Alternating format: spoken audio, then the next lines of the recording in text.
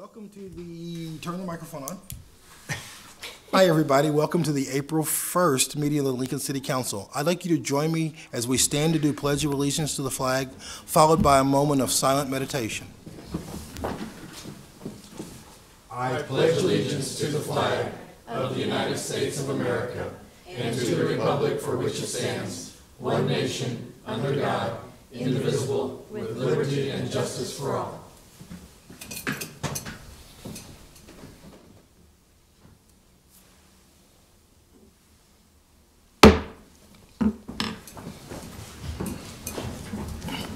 I'm going to read a statement about the City Council, and then we'll move into our regular agenda. I can't see because I left the glasses someplace else. Here we go. This is better. In accordance with LB 898, a copy of the Open Meetings Act is posted at the back of the chamber.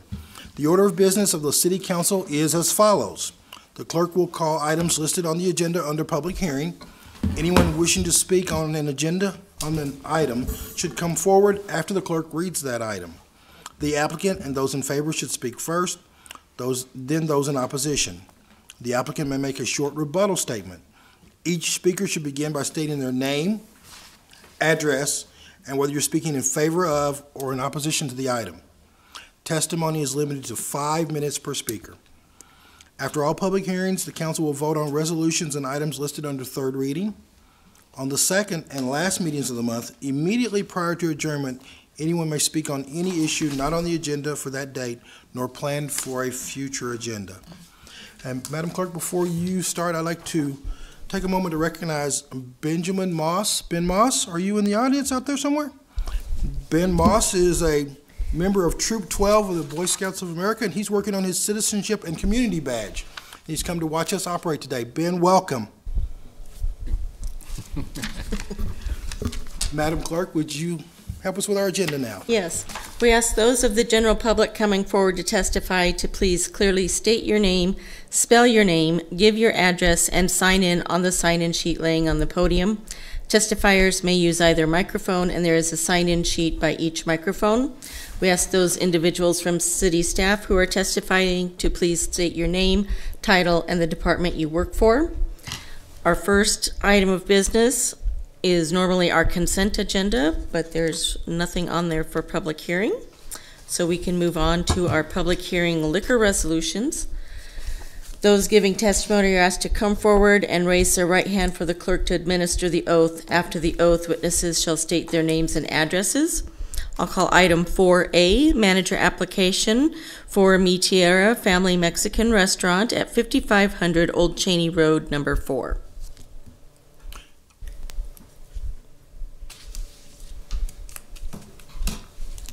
Would you raise your right hand? Do you solemnly swear or affirm the testimony you're about to give is the truth as you verily believe it to be? Yes. Thank you. Just state your name and address. Stephanie Valles Leon, 5500 Old Cheney Road, number 4. Good afternoon, Ms. Valles Leon. Thank you for coming forward. Tell us a little bit about your application. I'm going to apply for the liquor license application for Mi Tierra. Yes. So you'll be the person in charge? Yes. And was there someone before you, or? Yes. And so you were replacing a previous? Correct. Okay. Are there council questions for this testifier? Thank you very much for coming forward. This is a public hearing. Is there anyone else that would like to speak on this agenda item? You can sit down, Stephanie. Yeah. All right, next is item 4B, manager application of Henry Moreno for Fresh Time at 5220 O Street.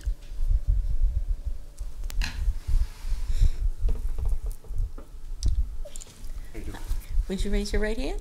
Do you solemnly swear or affirm the testimony you're about to give is the truth as you verily believe it to be? I do. Thank you. Just state your name and address. Henry Moreno, 1208 Cork Drive, Papillion, Nebraska, 68046. Thank you, Mr. Moreno. I appreciate you coming forward. Tell us a little bit about why you're here for a Fresh Time. Just the manager application, overseeing the operations for that store, along with several others. I understand. Questions from the council? Councilman Camp. Yes, sir. Yes, Mr. Moreno. You said several stores. How big of a geographical area are you in charge of? So the 5 Nebraska stores. So I'll be at the Lincoln store here as well as the other stores. So I'm a regional team member, so I travel between all the stores. And what's their geographic dispersion? Grand Island, west and all the way to the Omaha market. Thank you. Other questions from the council? Mr. Moreno, thank you very much for coming forward. We appreciate your testimony. And you said we're ready to move to 4C. Does anyone else wish to come I'm sorry, forward thank for you for- item 4C? I'm glad you're here for me. This is a public hearing. Would anyone else like to speak on item 4C? Like she said? Thank you. No problem. Okay. Next then, or I'm sorry, that was 4B. Item 4C is next, application of Newmark Golf Club for a deletion of approximately 13 acres from their licensed premise at 8901 Augusta Drive. Do you solemnly swear or affirm the testimony you're about to give is the truth as you really believe it to be? I do. Thank you. Kinsey Bauer, 8400 Augusta Drive. Good afternoon, Ms. Bauer. A deletion, could you explain to me what's happening? Yes, we demolished the old clubhouse and are reconstructing a new clubhouse in the county area. And this will be where the Highmark 21st edition and Highmark 22nd edition of residential housing we're going, is in these 13 acres. Okay. Questions from the council? So the building's going away? We don't, That building is going away, yep, and reconstruction will be in the county. questions from the council? And now I'll get it right this time. This is a public hearing item. Is there anyone in the audience who would like to speak on this agenda item? Thank you. You may return to your seat. Thank you very much. Our next agenda item, please. All right, next are items 4D and E. They are the application of HF Crave for a Class I liquor license at 4800 Holdred Street, Suite 100, and the related manager application of Nicole Martin. Do you ladies? Do you solemnly swear or affirm the testimony you're about to give is the truth as you verily believe it to be? I do. I do. It's my start stating names. I am, yeah. Nicole M. Martin, and it's 4800 Holdred Street, Suite 100. Danae Kalkowski, Seacrest and Kalkowski Law Firm, 1128 Lincoln Mall, Suite 105. Ladies, thank you for coming forward. Explain to me what's happening here. I'm applying for an application for a liquor license for Class I for the business HF Crave, located at the address that I listed previously. We're a full-service restaurant. Okay. And the situation we have with this application is this is at 48th and Holdridge, and on the new redevelopment project, which back in the day contemplated the whole first floor of that building would be retail uses, even talked about restaurant at that time. However, unfortunately, it's a B3 zone, and so no provision was made for the sale of alcohol as part of a restaurant business. So we do still need to go through the special permit process to get that approved. We have the application ready. We meet all the conditions to do on sale in conjunction with a restaurant business, and they're able to meet all of the conditions of that.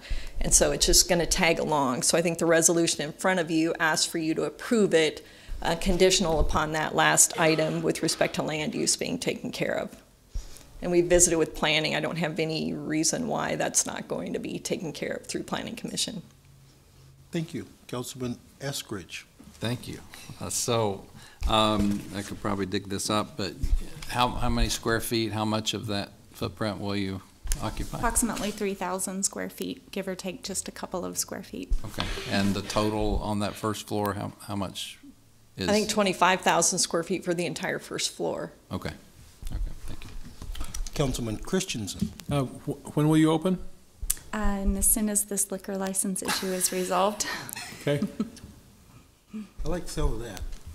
Other Happy hours questions? this afternoon. Happy hours, yeah. They're being delayed, so. Get the girl going. Councilman Camp. Well, Ms. Kalkowski, what other types of retail or business do you expect on that floor out of that I 25,000? Yeah, I think they're looking at salon. They've been working really hard to get a coffee shop. I think that's been a challenge. Subway. A Subway will be going in there. So I think just a mix of neighborhood type uses. Thank you. Pardon me, other comments, questions from the council? I have a, Is there anyone in the audience who'd like to, I'm sorry. I have a question for Law.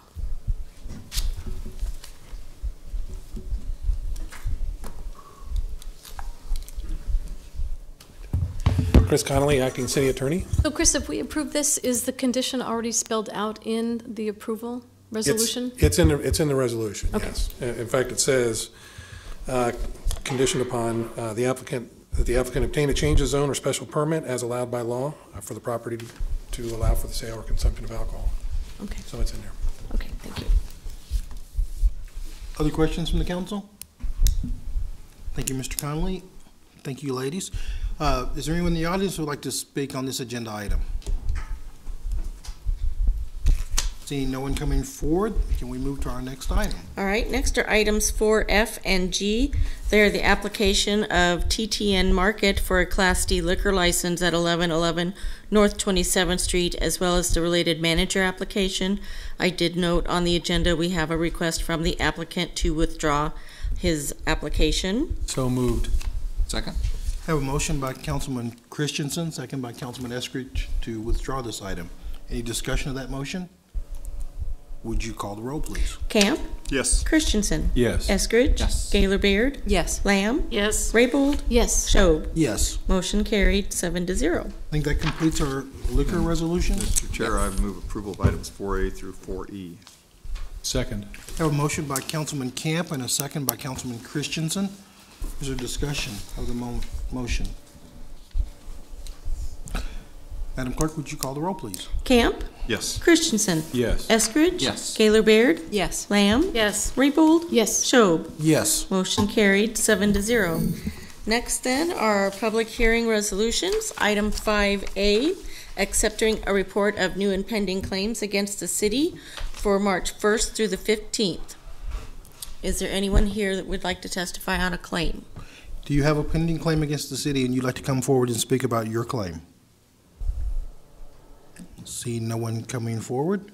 All right, next then is item 5B, naming of the clubhouse at Highlands Golf Course located at 5501 Northwest 12th Street as Clancy Woolman Clubhouse at Highlands Golf Course. Good afternoon, Lynn Johnson. I'm the Director of the Parks and Recreation Department. The action before you this afternoon is one of those nice things that we get to do from time to time. The proposal is to name the clubhouse at Highlands Golf Course in recognition of Clancy Woolman. And if you know Clancy, he has been a strong and vocal advocate for the Parks and Recreation Department and the Parks Foundation, and particularly the Lincoln City Golf Program. Contrary to what it says in the fact sheet, and I'll correct that here in just a second, Clancy was first appointed to the Parks and Recreation Advisory Board in 1972. He has served under 9 different mayors, 3 different Parks and Recreation, or with 3 different Parks and Recreation directors. Clancy has been, as I said, has been a strong advocate of the golf program. He advocated for the establishment of what I think was probably the first golf advisory committee. We reorganized that committee in about 2013, and Clancy agreed to serve as chair initially for that committee. And then he served an additional 5 years after that. In the early 1990s, there was a group of Parks and Recreation Advisory Board members who were very interested, and they saw the need for establishment of a Parks Foundation, essentially a charitable arm that we could work with to do fundraising for park improvements. That group of Parks and Recreation Advisory Boards, including Clancy, were the founders of the Parks and Recreation Advisory Board. Clancy went on to serve I think 12 years, if I remember right, on that board, 6 of which he was the chair of that board. Clancy was a very active chair. He was very active in the fundraising campaign for the Sunken Gardens project, as an example. And I would say that project, probably more than any other, sort of set the tone for the work that the foundation has continued to do since then. Naming of facilities is guided by guidelines that were adopted by the Parks and Recreation Advisory Board. One of the guidelines states that a Parks and Recreation facility can be named in recognition of somebody who has provided significant kind of community action, community activity related to the activities of the Parks and Recreation Department. And I would say that Clancy certainly meets that standard. Both the Golf Advisory Committee and the Parks and Recreation Advisory Board have reviewed this proposal, and both of them are recommending to the Mayor and the City Council the approval of this recognition for Clancy. And there is a motion to amend that is before you, and I'll kind of go over those very quickly. I think the original resolution states that Clancy was appointed to the Parks and Recreation Advisory Board in 1975. I had a conversation with Clancy after I wrote this. I apologize. Clancy let me know, as he would, that he was appointed in 1972. So that means his service has been 21 years on the Parks and Recreation Advisory Board, not 18. And I wanted to clarify, or we wanted to clarify in the resolution, that really there have been 2 golf advisory committees, and Clancy's been an active member of both of those. And I'd be happy to answer any questions that you might have this afternoon. Questions from the council? Mr. Johnson, thank you very much. Thank you. Is there anyone in the chamber that would like to speak about this agenda item? Okay, thank you, Madam Clerk. I think we're All right. finished with resolutions. If not, we can vote on these items. Item 5. I'd like to recognize Councilman Eskridge. Yeah, probably should have said something earlier. On the first one, the new impending claims. Yes. We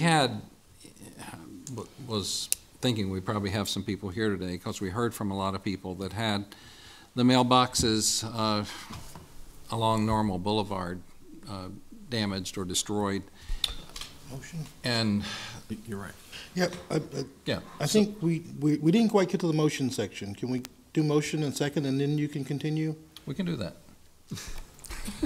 Okay. Okay. Thank you. Madam Clerk, would you keep reading? Yes. So first off is item 5A, the report of new and pending claims against the city for March 1st through the 15th, introduced by Raybold. So moved. Second. Okay, a motion by Raybold, second by Camp, and Councilman Eskridge. Yes, thank you. I would like to make a motion that we pay a maximum of $100 on those mailbox claims. We had 8, my understanding, we've had 8 claims for mailboxes on Normal Boulevard that were damaged in this incident, and they range from $56 to nearly $350. I'm advocating that we pay up to $100, and there's one that is right at $100. I don't think that we necessarily want to pay for those large brick mailbox, constructions that people would put in the right of way, because there might be safety issues about those. But for somebody whose kind of normal mailbox was taken out in this kind of incident, where there were multiple mailboxes removed at one time, I mean, it seems to me that the city has some responsibility for that. If there's 1 or 2 that happens, yeah, but there are 8 of them down the same street. So that's my motion, is that we consider paying $100 on these claims. Up to Up to 100. Because Right, one claim some is are only under for $41.39. Yep. Second. There you go. That's what needs. Thank you. Okay, I have one concern. There's one claim that is an unspecified amount.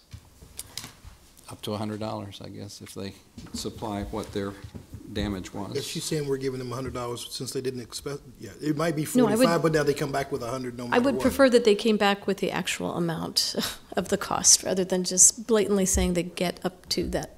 I think that's what they Yeah. would do, is because they still have to show documentation for their costs. Correct. Yes. For the record, we had a motion by Councilman Eskridge and a second by Councilwoman Gaylord Baird. Yeah. I'm sorry. Councilman Camp. Mr. Connolly could come forward. These were 8 claims. What were the total number of mailboxes damaged? Has the time passed for other affected parties to come forward and do claims? Could you give us a scenario there, please? There are a number of other claims that are not necessarily on Normal Boulevard, some of which happened in January that are up today, and others that did occur around the time of the ones on Normal. And I'm counting 1, 2, 3, 4, 5, I believe, maybe 6 that are here today, that are in this report, that are not included in the Normal Boulevard mailboxes. I think, though, that, Woman Gaylord Baird. I mean, that that Councilman Camp's question has to do with the sort of exceptional circumstances along Normal Boulevard where I think close to 30 mailboxes were taken out by potentially a defective wing blade on a snow plow, and that we could see as many as 30 claims if people came forward, if that's your question. Yes, well, and I was going to make a comment too. I think that this is contrary to our standing policy, and so it's just a very exceptional situation, and so I appreciate my colleague bringing forth the idea of reimbursement up to $100. But yeah, are we really voting, like, if there are 30 of them, are we voting 3,000, are we voting 800, or just what? And I'm gonna go Councilwoman Lamb first. She's been patient, then Councilman Christensen. Same question. Okay, Councilman Christensen. So I don't think we're setting a policy to blanket approve claims for mailboxes at $100. We're doing these specific claims. Right. If somebody wants to come and make another claim, then they're going to have to make their own case. Well, a separate issue, separate resolution. What if John and Mary Smith come forward that were on Normal Boulevard and file a claim? Then we have to consider those separately. Well, it would seem that, I mean, this, first of all, we deny mailbox claims traditionally. Right. This would be, I think, the first time in my 20-year memory that we would approve one. And I think, though, it was an exceptional situation. And so, you know, if we're going to deny them in the future, I think we do need to identify exactly why we made this one exception. And if we make it for these that are on there now, if somebody else came, how would you not say we approve those? And so that's why I was asking how many total, how many would come? Can they still come, or is it just up to this point? They are still entitled to file claims if they have that information. And so under our motion, that would set a precedent. They could, I would assume they could say, gee, we were Normal Boulevard folks. So this motion would just apply to this resolution, correct, Chris? Yes. Correct. Correct. Yeah, it does. You're right. Correct. So for But it would set a future- precedent For the future Normal resolutions, Boulevard. we would have to take those up individually. take that up. I'd like to recognize Councilman Christensen. I think we have already a precedent for not setting a precedent. And that would be the flooding of basements in North Lincoln. We, as an exception, approved that because it was an exceptional event. We approved those claims up to certain dollar amounts. I think this can be handled in exactly the same way.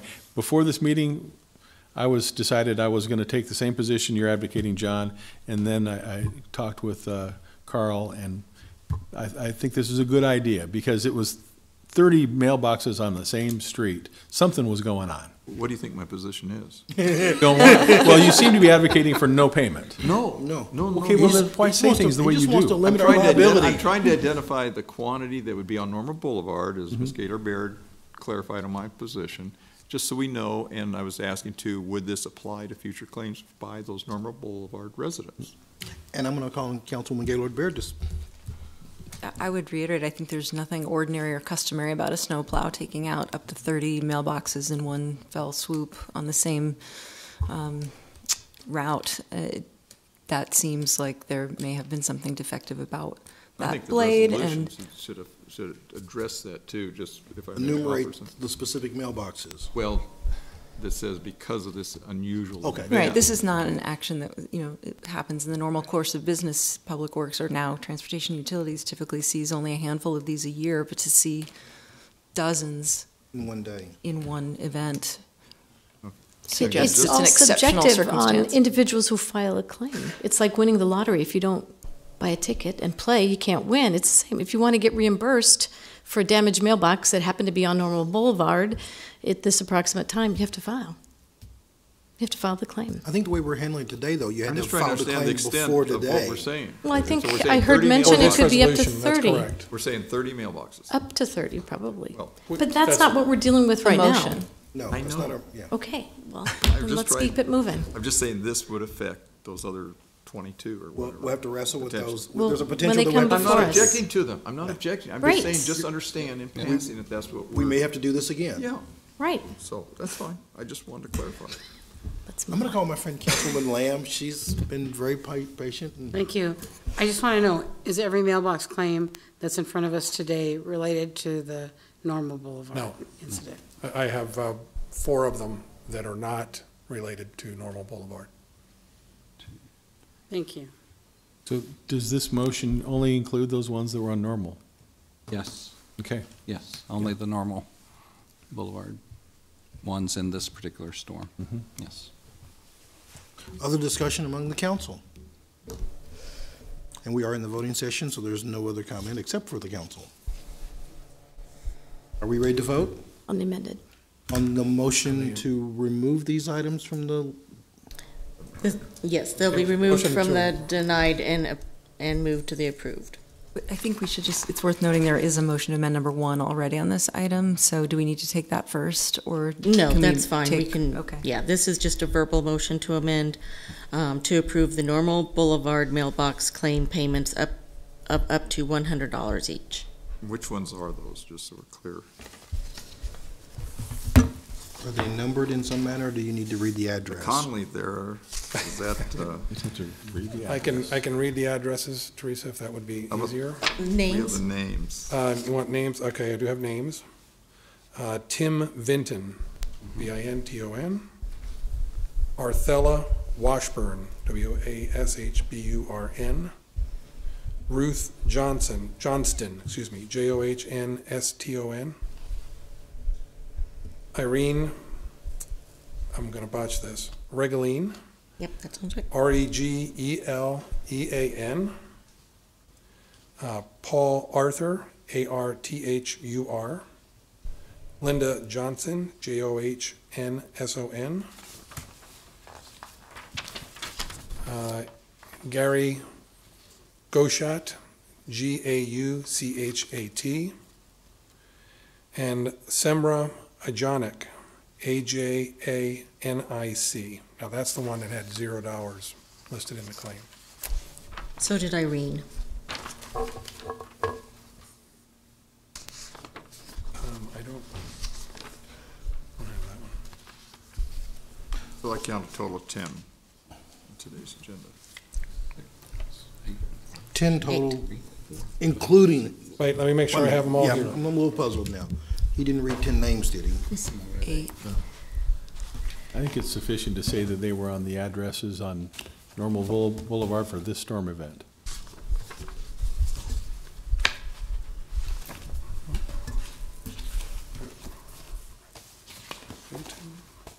I thought this was going to be a quick meeting.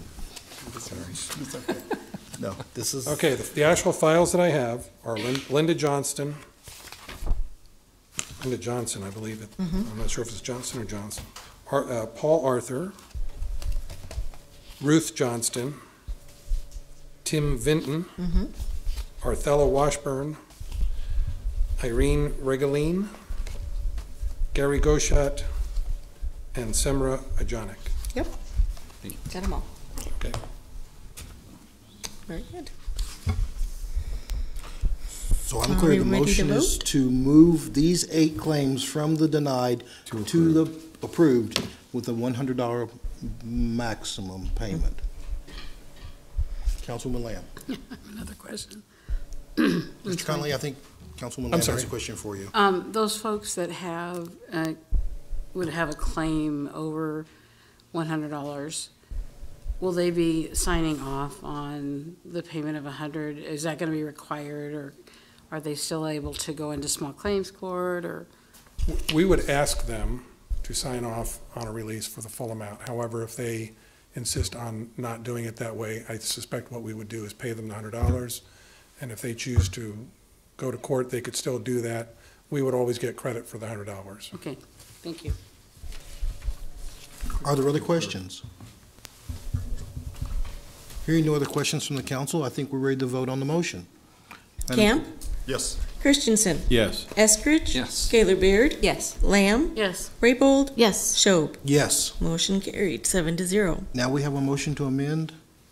This is to, excuse me, remove the claim of Joseph Odom from the list of denied claims. And I I move that we take Mr. Odom's claim off of the list of denials. And the reason is that he has requested that this be delayed to a later date. Second. thank you, Councilman Christensen. A motion and second to remove a claim from the denied category. Is there discussion of the motion? Would you call the roll, please? Camp? Yes. Christensen? Yes. Eskridge? Yes. Gaylor Baird? Yes. Lamb? Yes. Raybold? Yes. Schob? Yes. Motion carried, 7-0. Now let's deal with the whole kit and caboodle, the original motion, As amended. as amended. Thank you, as amended. Camp? Yes. Christensen? Yes. Eskridge? Yes. Gaylor Baird? Yes. Lamb? Yes. Raybold? Yes. Schob? Yes. Motion carried, 7-0. Yay. Next is 5B, naming of the clubhouse at Highlands Golf Course as Clancy Woolman Clubhouse at Highlands Golf Course, introduced by Raybold. So moved. Second. Motion by Raybold, second by Eskridge. I'd like to recognize Councilman Eskridge to speak. Thank you. Clancy is just a great public servant, and his role with Parks and Rec Foundation, and the most important thing the city does, golf, is is really to be commended. So, thank you. We Thank do you. have Others? a motion to amend number 1 on this to accept a substitute resolution. So moved. Second. Motion by Councilman Christensen, second by Councilwoman Gaylord Baird. Discussion of the motion to amend and accept the substitute. Who wants to speak to that motion? Who introduced that Well, motion? it's that it corrects the language, the Okay. details that were given to us Just by the Lynn 75 to Johnson. 72. Right. Yes. Got it. Thank you. Am I signing both of these? Yes, please. Okay. All right. Discussion, hearing none, would you call the roll, please? Camp? Yes. Christensen? Yes. Eskridge? Yes. Gaylor Baird? Yes. Lamb? Yes. Raybold? Yes. Schob? Yes. Motion carried, 7-0. Okay, we're done with section 5, aren't we? Main motion? Oh, I'm sorry, yes. Camp? Yes. Christensen? Yes. Eskridge? Yes. Gaylor Baird? Yes. Lamb? Yes. Raybold? Yes. Schob? Yes. Motion carried, 7-0. We have no ordinances third reading. Resolutions on first reading are items 8A through C.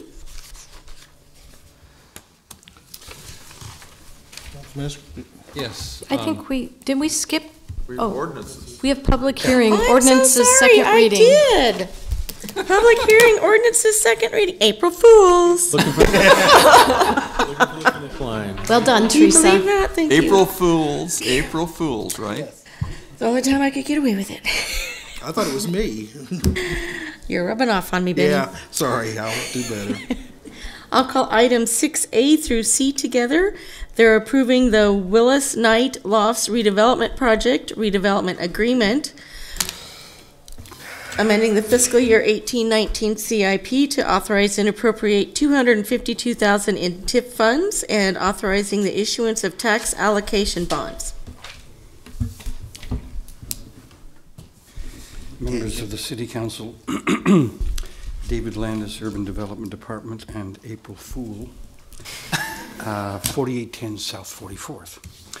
It is in the very recent past that you saw this project before, when we amended the downtown plan to allow this to be considered today, for this context, for a redevelopment agreement for the Willis Knight project in what was formerly the Strone Building, a historically significant building that this City Council designated as a Lincoln landmark, and earlier, within the last year and a half, as I recall. The project, by the way, has gone to the Historic Preservation Commission. They've issued a certificate of appropriateness, meaning that this project is consistent with their goals for historic preservation. And it takes this elderly brick building and takes most of the bricked-in windows of the second floor and some of the first floor and replaces them with historically appropriate windows, and does some tack pointing on the project to bring it up to date and so that it's good, and then some interior rehabilitation as well.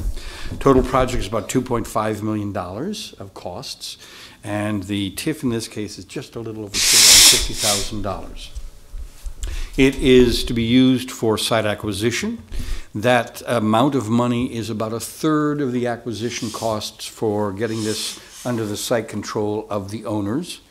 The ultimate use of this space will be for 5,200 square feet of commercial space. And while that's our goal, it is also the developer's goal. They didn't do that because they felt some implicit obligation under the downtown design standards. They did it because it was a good thing that fulfilled their project, and their goal is to get a commercial user. The critical element from them, however, is the 13 residential units that'll be on the upper floor of the building, 1 bedroom and studio, and then a space on first floor for 16 enclosed residential parking stalls. It is consistent with the downtown master plan and the long-term comp plan. Your background information would indicate that there's more than 10 ways that you can cite those plans and find them consistent with this. The vitality of the downtown, the entryway location, the use of mixed use, the bringing of residential units downtown, all are parts of our comprehensive plan. We've worked very well with the developers, KC LLC partnership. They're here to represent themselves as well. And we encourage you to look favorably on this project.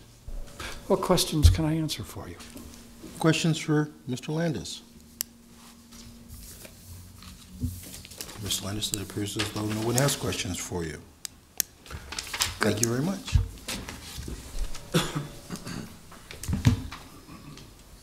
Mr. Chair, members of the council, my name is Tom Houston. My address is 100 North 56th Street here in Lincoln. Appearing before you today on behalf of KC Partners, LLC, which is comprised of 2 couples, Eric and Carol Clark and Jeff and Sharon Kepke. Mrs. Clark and Mrs. Kepke are in the audience with me today.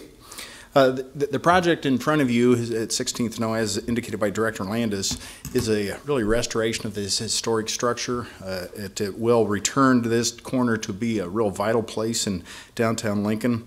I think the overhead does show the depiction of the restoration of the windows and the facades on the south and west elevations of the building.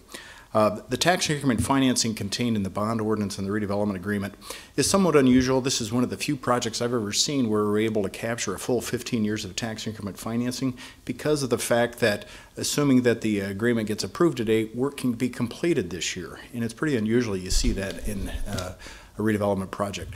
The tax increment financing sizing also is a little bit smaller based upon the project size, notwithstanding the fact that there's an investment of $2.5 million.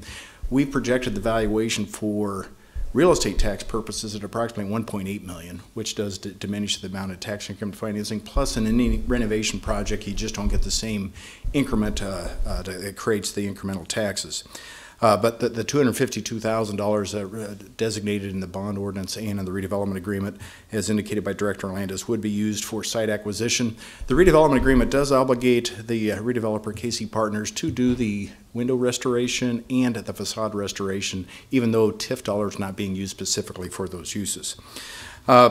Assuming that you would approve this redevelopment agreement, construction would be commencing fairly quickly. My clients would like to be able to get going in mid-April with the demolition that has to occur, and so they can really have the construction completed by the end of December of this year.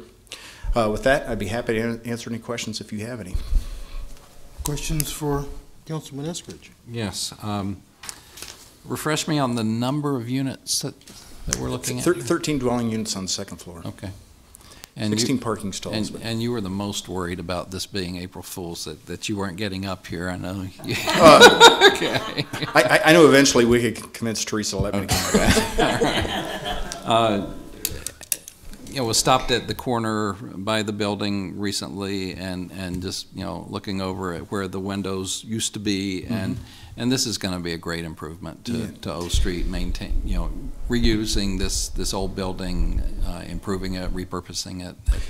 One of the emphasis of the downtown master plan, as you're aware, is really the facade restoration of a lot of the buildings along O Street, and I think this can be the first one to show how it can be done and what it can look like on O Street as our entryway corridor. Okay, thank you. Other questions from the council? Thank you. Thank you. Is there anyone else in the audience that'd like to speak on this agenda item? On these 3 items under 6. Mr. Chair, it'd be just informative to meet the new owners here. They could stand or just introduce themselves. Would you yield for? Yeah. Carol Clark. I'm Sharon Kepke. Congratulations. Thank you very much. Thank you, Ms. Clark, Ms. Kepke. Other questions from the council? So I think we're ending that public hearing portion. All right, that concludes our public hearing. We have no ordinances on third reading. Resolutions first reading are items 8A through C. Madam Clerk, Councilman Estrick would like to speak. How do I help? Yeah, there's an item, I'm not sure of the placement here, but there is an item on first reading. I was wanting to move that we postpone indefinitely, item number 8C. Second? And I have a motion second. Okay. And the basis for it is this is a resolution to reject the Green New Deal. I want to congratulate my colleagues, especially two colleagues in this political season up here. And we've done, I think you've done a great job in keeping kind of the politics off this dais. To me, this is changing that, and I just would rather us postpone this indefinitely. Let's get through this political process, and then the new council do whatever needs to be done. Councilman Camp. Well, I was intending to withdraw this for today and do some redrafting of it, but since it is my resolution, and I'd rather do that. I think it's a topic that is just, it's like my proverbial snowball on the Matterhorn. It's gaining mass quickly, and I think it needs to be addressed sooner rather than later. But I do want to, I'd make a motion. I'll just withdraw it today. We currently have a motion and second on the floor. Do you wish? Carl, do you want to withdraw your motion then? If Camp's going to move to withdraw his item. He would move to withdraw it. I would accept that. Yeah. So the motion second goes away. Where I'm ready for a new motion. Well, yeah. I think Carl's motion does achieve what you're hoping to do. So I don't feel comfortable with withdrawing my second to Carl's motion at this point in time, because if we postpone indefinitely, that means you have that option to rework it. Well, This will be placing it on pending, no date certain. All right. Well, I'd rather Actually, withdraw it and no. reintroduce it, so there is a difference. Under Rule 3-20, a motion to postpone indefinitely a bill shall be considered a motion to withdraw said bill unless otherwise indicated by the mover. So it does not go to pending. It's Postpone withdrawn. indefinitely. Okay. I think since we are in an election season, I think Carl stated it correctly that it should be postponed until after the election. I don't think we should try to politicize certain items that are really not part of national or federal or even our state or local legislation at this time. I don't believe the snowball effect is in play concerning this piece of legislation. So I think it should be postponed indefinitely, and it can get reintroduced after we get through our elections. Councilwoman Lamb. I'm sorry, would you read Rule 320 again? The entire rule? Well, no, just the part you just read. I didn't completely understand what you... A motion to postpone indefinitely a bill shall be considered a motion to withdraw said bill unless otherwise indicated by the mover. So that if in the motion it said postpone indefinitely to go to pending indefinitely, then it would go to pending indefinitely. I did not hear that to be the motion. I heard that it was just postpone indefinitely. So in that case, it would have the effect of withdrawing the resolution, if approved. So to postpone indefinitely is to withdraw? Mm-hmm. Because it wasn't placed on pending? Right. Okay. Does that make sense to you? So it'll just go away. Effective. What I want now. So it will be withdrawn from the It would have the agenda effect of altogether? of it being withdrawal, which needs to be done by vote also. Yeah. Okay. Councilman Camp. I'd like to say, I don't appreciate the characterization of this as political. It's not that at all. It's to represent our citizens in a proactive way. And so you're the one being political by taking the helm on my motion, on my resolution. So, anyway. Well, I certainly hope that was not your intent. Thank you for clarifying that. Okay, this is... We just... you go. Go ahead, Councilwoman. We, as a city, just dodged a bullet when it comes to water rationing. And maybe the council's time could be better spent discussing how to protect our well fields in the wake of more frequent and severe storms and weather events. Not this. Now or later. Councilwoman Lamb. Thank you. I'm sorry, but since it has the same effect, then maybe it would be easier. Would you be considering withdrawing it, and so that he can bring his motion to just withdraw it? If it's the same thing. It's the same. Well, It's the same thing. I'd like to call the question. Second that. Okay. Okay, there's a motion and a second to call the question, requires a vote of 5. To end debate, right? End debate. End debate, correct. Oh, sorry. Reese. Madam Clerk, would you call the roll? I thought that was implied. Camp? Yes. Christensen? Yes. Eskridge? Yes. Gaylor Baird? Yes. Lamb? yes. Raybold? Yes. Schob? Yes. Motion carried 7-0. Now you go back to the Vote on main the motion. original motion to, Withdraw Postpone or indefinitely. postpone indefinitely. would you call the roll, please? Camp? Yes. Christensen? Yes. Eskridge? Yes. Gaylor Baird? Yes. Lamb? Yes. Raybold? Yes. Schob? Yes. Motion carried 7-0. Our ordinances on first reading are items 9A through C. Our pending list are items 11A through F. Mr. Chair, I'd move for adjournment. Second. I have a motion and a second to adjourn. Madam Clerk, would you call the roll, please? Camp? Yes. Christensen? Yes. Eskridge? Yes. Gaylor Baird? Yes. Lamb? Yes. Raybold? Yes. Schob? Yes. Motion carried 7-0. We are adjourned.